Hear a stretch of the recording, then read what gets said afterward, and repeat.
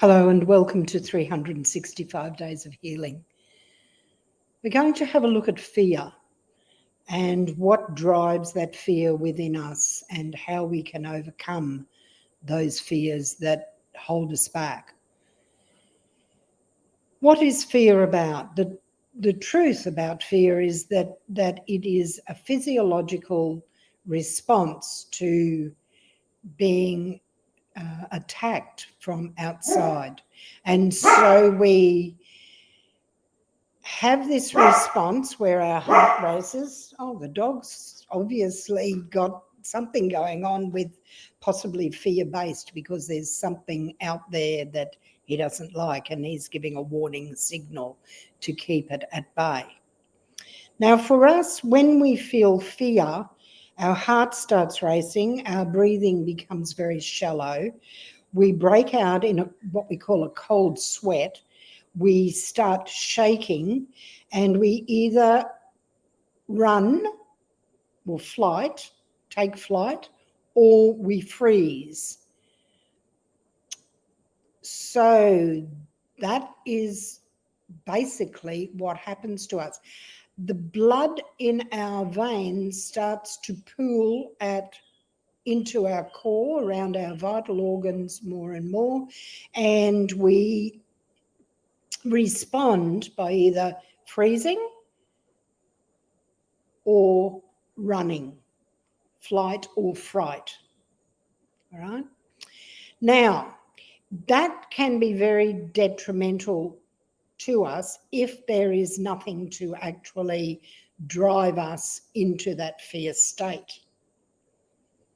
When it is manifest that there's a predator, say, coming at us, or there's something going to attack us, another person, say, attack us, that is a normal response. But when we begin fearing what we are projecting forward out of this now time and into the future, we actually are exactly that, projecting fear, but we have the same response. So everything starts changing physiologically for us. The adrenaline starts pumping and we have those physiological changes in our bodily, in our physical self. It is a very dense consciousness when we are doing that, and it stops us progressing forward. It builds anxiety. We begin fearing just for fear's sake.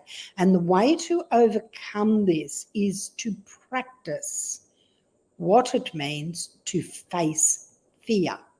Now, each of us have and are born with fears that come from past life experience, that are coded into our DNAs through ancestral lines and for all sorts of reasons or experiences that we've had in this world. And if we allow the fear to grow and grow and grow, we actually begin to box ourselves into smaller and smaller spaces. We can't actually begin to expand our horizons, literally, because we are fearful of what is there or what could happen. Now, you probably have all heard of agoraphobia. It's the fear of going out into the world, outside of your small space where you feel safe. And that is very debilitating when it gets to that level, because the box gets smaller and smaller. And if we allow fear to drive us and keep us held down, our box becomes smaller and smaller until literally we end up in this small box, which we call a coffin, because we haven't been able to break out of that fear pattern. So let me give you some examples of how to face your fears, no matter what fear it is. First off, we need to go into our imagination. We need to see ourselves in a situation that is fearful. And we need to stand against the fear. We do this. It's like a role play. We can see ourselves actually standing up against what we fear. Now, it could be, say, a disease that's coming our way, and we fear that that disease is going to take hold of us and take us down. What happens when you start fearing that sort of thing is that your immune system, which is your defense mechanism, starts being depressed. Now, if you, on the other hand, in your imagination, see that and say, I am capable of standing against this. I can, no matter how afraid I am, I'll stand against it. And you start to do that in your mind. You start to do it in your imagination. Or if you're frightened of snakes, like I was, you actually visualize the snake and you stand closer and closer and closer to that snake. Now, I'm not saying that you're not going to be scared, and I'm not saying you're not going to run back, because you are. But the more you challenge yourself, the more you step into your fear, the sooner your fear starts to crumble. Because most of our fears are not born in reality. We create the fear. We create the feedback system into us because we've actually imagined what is going to happen. The reality is not necessarily in front of us.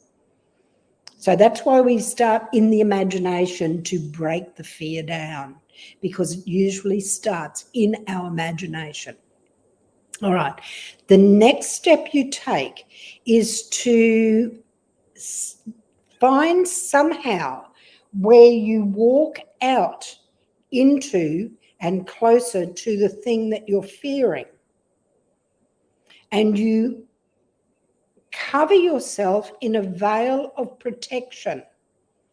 Now, you do this in your mind's eye, you do it for yourself in your imagination, but you literally put a field around you of protection, and then you begin to walk where these things that you're fearing are. And you might only walk 2 or 3 paces, say, out into the dark if you fear the dark and what might be there. And I can tell you that literally I did this. I was so consumed by fear for so many reasons that I had to face it. It took me months and months to overcome my fear, but I did. I took myself out into the darkness, no shoes on the ground, and I could imagine and I could see and I could literally feel snakes on me, but they weren't real. It was my imagination creating this reality. And I would run back with my heart racing, sweating, shallow breathing, all these things that were fearful.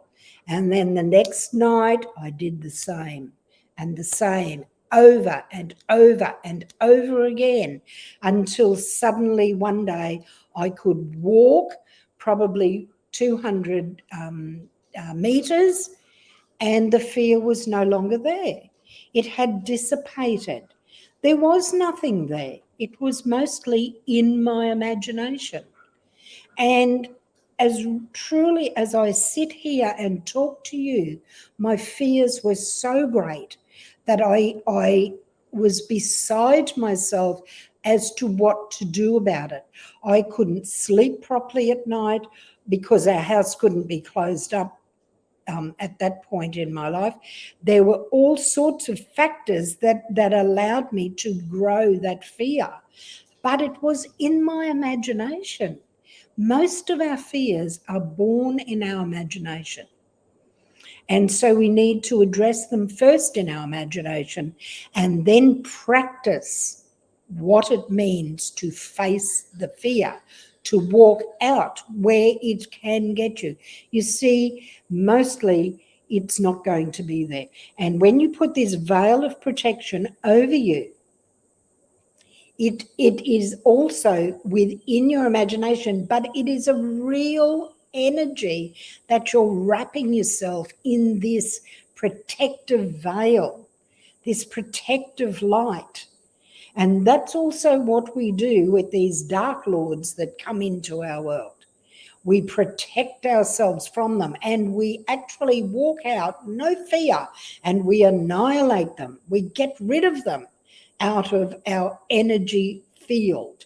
And getting rid of them out of the energetic field will get rid of them in reality, because they are not real per se, but they are feeding off us. Anyway, good luck with your energetic work of overcoming your fears. We all have fears at some level over something, and it is about facing it. Because I tell you, if you don't face it, it'll chase you until you box yourself into this small world where you can hardly move. Namaste, my friends.